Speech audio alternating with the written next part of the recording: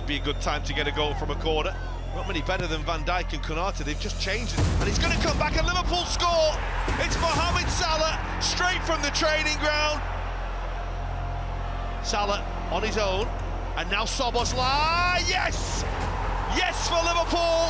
Yes for Dominic Szoboszlai.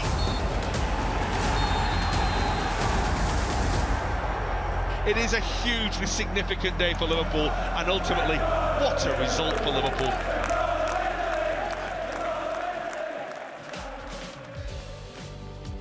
And what a day that was. Statement victories lead to big statements by the fans. Liverpool's win over Manchester City prompted Reds in attendance at the Etihad on Sunday to proclaim their belief they're going to win the league. First time we've heard the fans sing that this season on Sunday, and it may well not be the last we hear of it, but as far as Arne Slot and his team are concerned, still an awful lot of football to be played before they can think about celebrating. We go again tonight, and we're back at Anfield this evening for another huge 90 minutes in the Reds' title charge.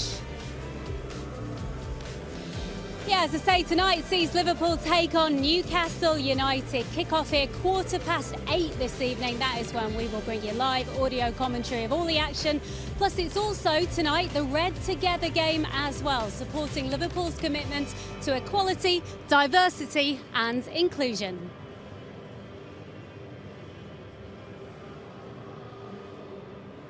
Yeah, good evening to you. Welcome along to Match Day Live. Joining me pitchside this evening, Liverpool legend John Barnes and LFC women's defender Gemma Bonner are here, both eager to get their teeth into what is definitely another massive game here tonight. Before we get into it, it is worth noting tonight there will, of course, be no Arne Slot in the dugout for Liverpool this evening. Both he and Sipka Hulshoff will not be on the touchline due to their FA ban. The boss has, of course, picked the team, though, and this is the starting lineup who will take on Newcastle United this evening. It's two changes from that win on Sunday over Manchester City. Those changes are Kostas Tsimikas coming in at left back for Andy Robertson, while Diogo Jota comes in for Curtis Jones. So the lineup, as you can see out on your screen in full this evening: Alisson, Virgil van Dijk, Ibou Konate, Luis Diaz, Dominic Szoboszlai, Alexis McAllister, Mohamed Salah, Diogo Jota, Kostas Tsimikas in at left back, as we say, Ryan Gravenberch and Trent Alexander-Arnold. The substitutes this evening: Quivian Kelleher, Endo, Darwin Núñez, Federico Chiesa, Curtis Jones, Cody Gakpo, Harvey Elliott, Andy Robertson and Jarell Quansah.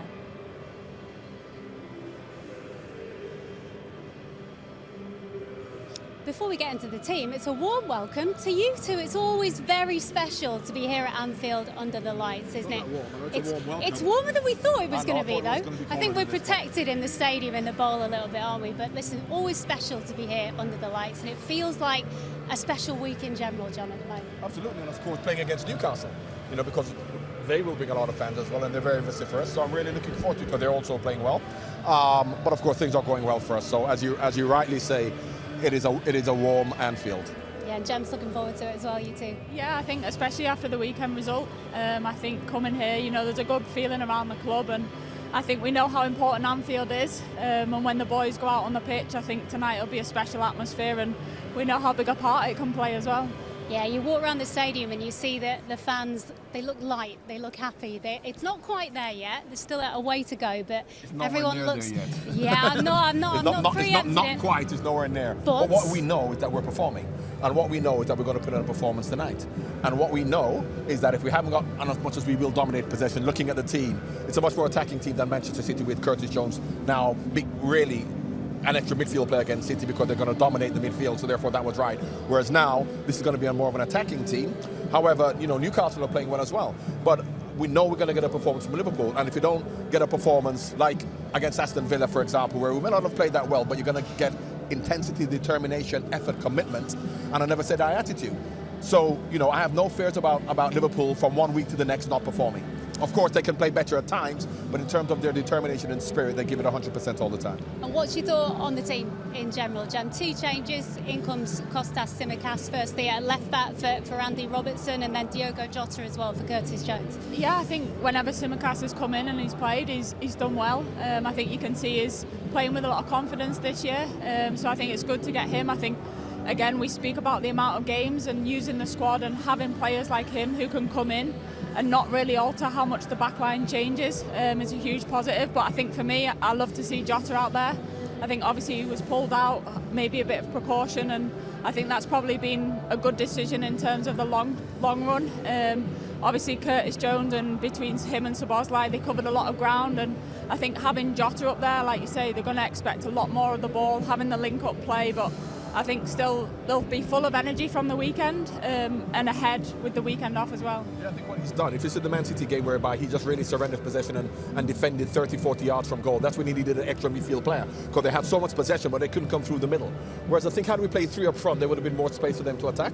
So he was quite happy to surrender possession and catch them on the counter-attack, whereas tonight we're going to take the game to Newcastle, which is why Jota has come in. Yeah, and this Newcastle defence is quite brittle at the moment, so someone like Diogo Jota can really get in there and cause problems. Yeah, I think they're very physical as well. I think obviously you've got the likes of Dan Burn at the back, and I think having Jota come up against them is less of a physical contest. They'll want to come off the lines, they want to find the spaces and be in the pocket and cause a different problem for them, and I think that will then occupy the space for the players. You know, you've got Salah running in behind, you've got Diaz again playing tonight, and they'll be able to exploit them spaces. Newcastle's pace are all up front. If you see the way they break, and the other day when they scored 4 goals, they're so quick, but at the back they're not. Well, can I tell you something? Alexander-Isak is not in the Newcastle squad this evening. They're not as quick up front either anymore now. What a boost that is, though, from a Liverpool perspective. Is that an injury? I don't know. Is that, I mean, well, he didn't finish the game against yeah. Forest at the weekend, Yeah. so I assume it must be, yeah. Well, it will be, but the thing about it is that Liverpool won't pay too much attention to that because they just want to perform. They're not going to look at that and think, oh, well, he's not playing, so therefore it's going to be easy. They still are a good side. They still got players who can hurt us if we don't have the right attitude. So as much as it's a bonus for us, but I'm sure that they won't be preying on that and thinking it's going to be easy because he's not playing. Listen, Jem, you're a defender, someone with the pace of Alexander-Isak. If you're Virgil van Dijk and Ibu Konate, who are more than capable of handling Alexander-Isak, but it's still a bit of a lift when you see that. It is. I mean, he's a striker in form. I think, 18 goals in the past 18 Premier League games, and I think when you see someone like that who's not even in the squad, never mind on the team sheet, you automatically probably have a psychological boost ahead of it. But I think, look, the way Arne Slot prepares the team, he knows that Newcastle have not just got one player that will threat. So I think, you've got players like Anthony Gordon that will come in, he'll pose a threat. But I think there's also enough experience between Konate and Virgil van Dijk that they know they're still going to have a challenge, and that is Newcastle's threat as well. So they're going to have to remain switched on, even though it's not Isak. Yeah, the battle between Trent and Anthony Gordon is one we've enjoyed watching it in recent games, and probably more of the same tonight, I imagine, John. Well, yes, but of course, as we saw the way, obviously, we looked at how Doku played, but we have to help him. You have to get people back and defend, and you have to get midfield players back and supplement that, because we know what he can do going forward, and Anthony Gordon will pose a threat. However, I think that Newcastle won't have as much possession as Manchester City did, which meant that Doku had so much of the ball. I don't think that would be the case here. So hopefully, Anthony Gordon will be chasing Trent back the other way more than Trent chasing Anthony Gordon back. Let's speak about Dominic Szoboszlai. You touched on him earlier on, but he finished that game at the Etihad flat out on the pitch, gave it his all on Sunday. Straight back in, of course, this evening. But when you look at his movement and the engine that he has on him, only had 38 touches on Sunday, which I think surprised a lot of people. But it's not just about what he does with the ball, is it? It's his energy off it as well. Yeah, I think for me his energy is unbelievable, and I think not just in attacking, and it's in defensive as well. And I think to be able to do that for both sides of the game and be so effective the way that he is, I think the balance with him and Curtis Jones worked really well, and they almost worked in half a pitch each. So there was always one making that stretch and running behind, or effectively when the ball turned over, I think the counter pressures, I think Szoboszlai, he's in the top 3 in terms of how quick he can get pressure on the ball when the ball's turned over. And I think that's a huge part which allows then the counter attack for the other players to come alive and get the chances. I mean, the work he does off the ball, you can see him chasing, and he chases non-stop. Yeah. He then gets back. And of course, when we get the ball, he breaks forward. So, I can't speak highly enough of him. There are times when people are saying he's doing as well because he started so well from an offensive point of view, but a lot of the unseen work he does defensively. Here you can see him throwing in to block a tackle, and he gets up and he gets back. So, I can't speak highly enough of him. I think he's been one of our most impressive players this year. Yeah, and he's been adding goals to his game as well, Jem, which is something that the boss challenged him to do back before the Milan game, which he did immediately, got a goal against Milan over in Italy. And I think that's something he said himself, he wants to add to his game more and more. Yeah, I think if you look at the midfield players, they've all got goals in them, and that was probably one thing that he was missing. I think in the previous game, to get the assist and the goal. Obviously the amount of work rate that he put in as well, but you know, I would still love to see him have more shots from the edge of the box, because that's one thing he's so strong at. But I guess more the confidence that he's playing, and he's going to take on them chances. You know, I've said this all along about when you're talking about who's going to score the goals. And you look at Manchester City, and with Haaland scoring all those goals, we said we need some from midfield. When we had Mo and Mane and Firmino scoring goals, we said if he scored more goals from midfield, if Szoboszlai and Curtis Jones scored more goals, Mo would score less goals. Yeah. You know, that's a fact. Yeah. You know, you can't have the amount of goals we're scoring and have other people scoring. So as much as we're talking about wanting to score more goals, he scores more goals, Mo will score less, 100%. And we're doing fine. Look where we are, look how well we're doing. So if he's not scoring any more goals, he chips in now and again and he works hard for the team, I'm satisfied and I'm happy with that. And also looking at the bench, as always, the strength in depth is so big this season, but game changes there, not least Cody Gakpo, of course, who we saw briefly on Sunday afternoon. Yeah, I think the bench has been so strong and so influential throughout the season. I think you've got a lot of players on there who can come on depending on the state of the game as well. You've got the likes of Endo who can come on and close the game out almost. You see how much he doubled up in terms of helping Trent on that right-hand side and solidifying the team a little bit. But on the flip side, you've got the likes of Cody Gakpo who can come on, add the freshness. So it's looking very strong in terms of the competition, but also people that can come on and affect the game. And they have to be motivated. Because it's hard when you're doing well, all of a sudden not playing, and then being asked to come on for 5 minutes, coming on with a bad attitude. We've seen other teams do it. Whereas every player at Liverpool who feel they should be playing and they aren't, when they're asked to come on and do a job, they come on and do it with the right attitude. And that's such a huge testimony to the recruitment team as well, Absolutely. for bringing the in the right players. personalities, definitely. Okay, thank you both. So Liverpool's first Premier League victory at the Etihad on Sunday since 2015, would you believe it, showed just how far the Reds have come this season. Maybe it was just 3 points, but it also felt like a huge statement, didn't it, in their quest for the title. For me, it's an exceptional team. I have done, I said many times, have been the biggest rival. I could not expect differently that the Liverpool be in the position that they are. What you expect is what everybody expects if you go to the Etihad, if you play against City. You have to suffer as well. They face a strong team as well that haven't lost for 22 games now. What it is, of course, is Manchester City against Liverpool. It is a game that has defined the Premier League over the last 9-10 years. And it's going to come back and Liverpool score. It's Mohamed Salah, straight from the training ground. And on to Marmoush, who's in behind here and scores. It's not going to count, the flag's up. Smallin's delivered forward. The run is from Salah. The flag stays down. Salah on his own. And now Szoboszlai. Yes! Yes for Liverpool! Yes for Dominic Szoboszlai! Here's Ryan Gravenberch. First time we've seen him really striding forward. Oh, Szoboszlai with the break. Flag stays down. Szoboszlai! And it's in by Curtis Jones. It's not going to count. They have been a little pedestrian at times in this game. Maybe not now. Marmoush! Here come Liverpool on the counter-attack. Manchester City are a little short-numbered. And Luis Diaz goes for goal. And Ederson produces a fine save. And this is Salah. Szoboszlai's made a forward run now. That's a huge challenge from Vosanov. Sometimes you have to just put your head down and run for each other, and that's what we did. And yeah, at the end, the result is for us. Just kept on being mentally strong, kept on defending as strong as we did for the whole game. City at home are never going to, lie down to anyone, and they certainly did that. But this afternoon couldn't have went much better, and now I think the travelling fans were happy with what they seen. And the last 4 years, I think, has been tight till the end, and that's the Premier League. We came here to take the 3 points, and that's what we did.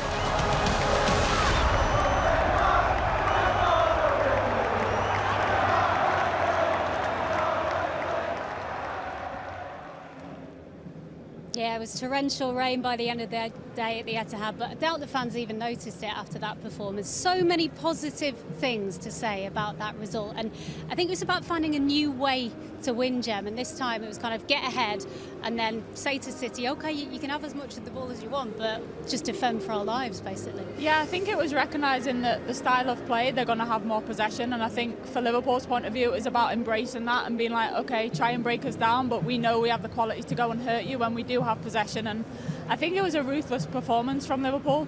They only had four shots on target and 2 goals from it, and I think coming off the pitch, they'll all be happy with that result, knowing that you've not really caused us many problems.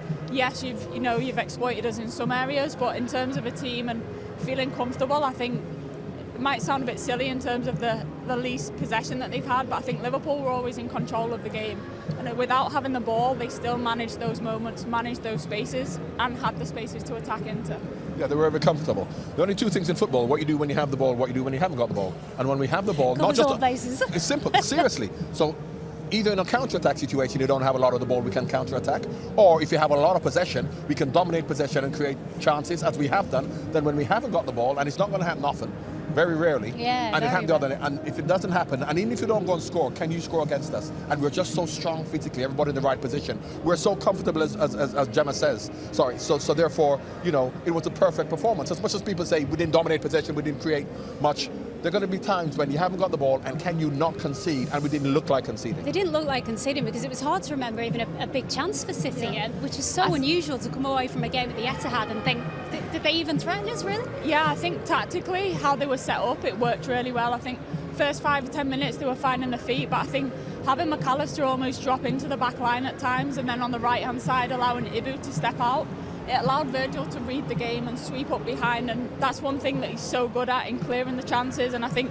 when the balls did come into the box, they still had players to defend the cross, and when you've got the likes of Konate, Virgil van Dijk crossing, reading the game and covering, that allows the players in the position to be their strengths. Yeah, I mean, what actually helps us a lot is that Haaland wasn't playing, because allowing them to get so many crosses in those areas, Haaland will be a threat with crosses coming in. And that's why we're quite happy to play very narrow, get it wide, and even if Doku went past people as he did, every cross that was coming in, they hardly had anyone in the box. And in a situation like this, they're not going to be a threat.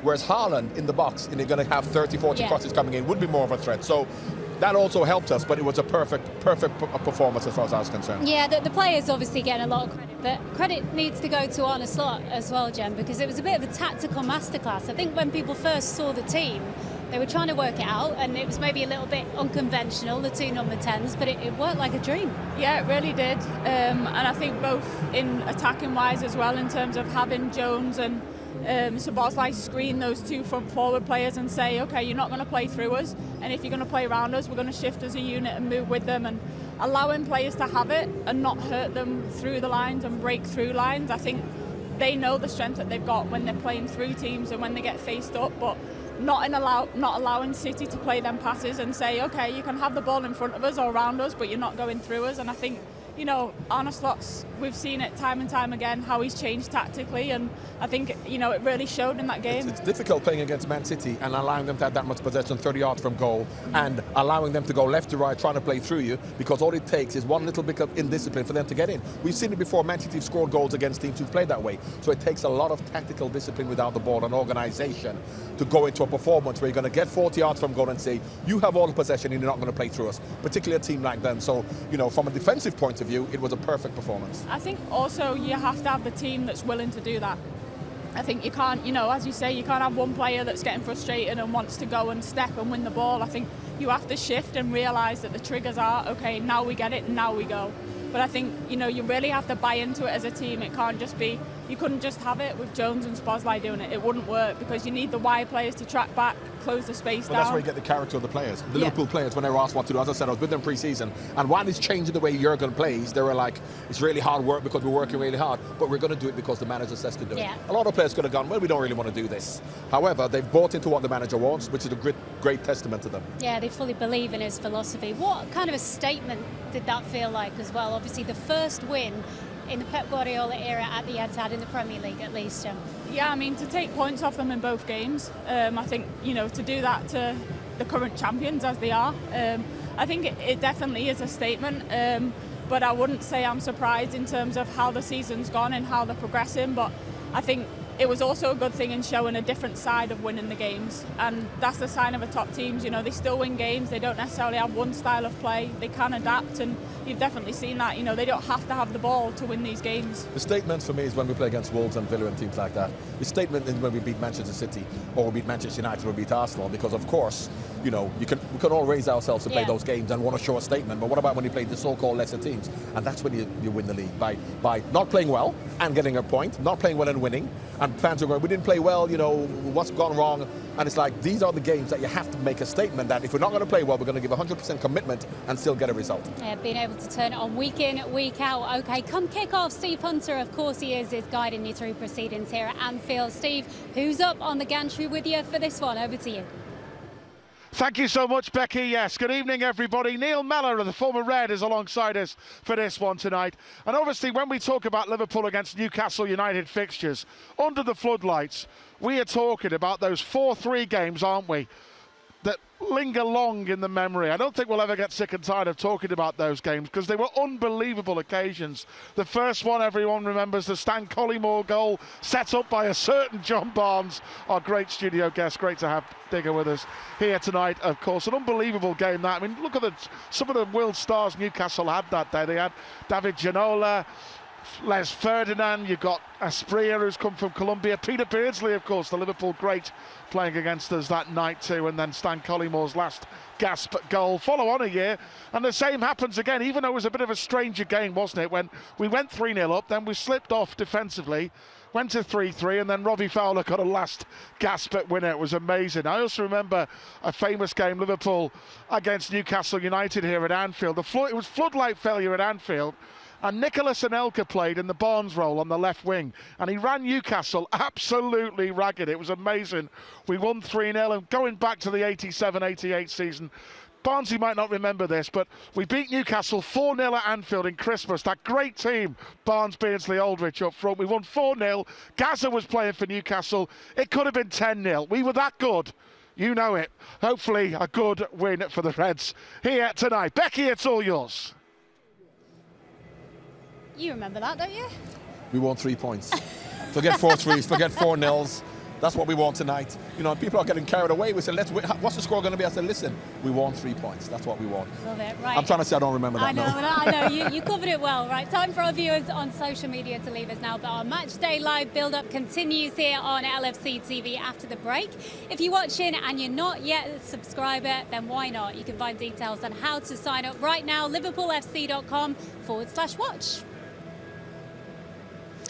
Coming up in the rest of our pre-match show, we're going to look ahead to the game with Cody Gakpo. He is on his way very shortly, just before kick-off at 8:15 this evening. Steve and Neil Mellor alongside him, guiding you through all the action with our live audio commentary. Then after full-time, we are back here down pitch side to look over the game.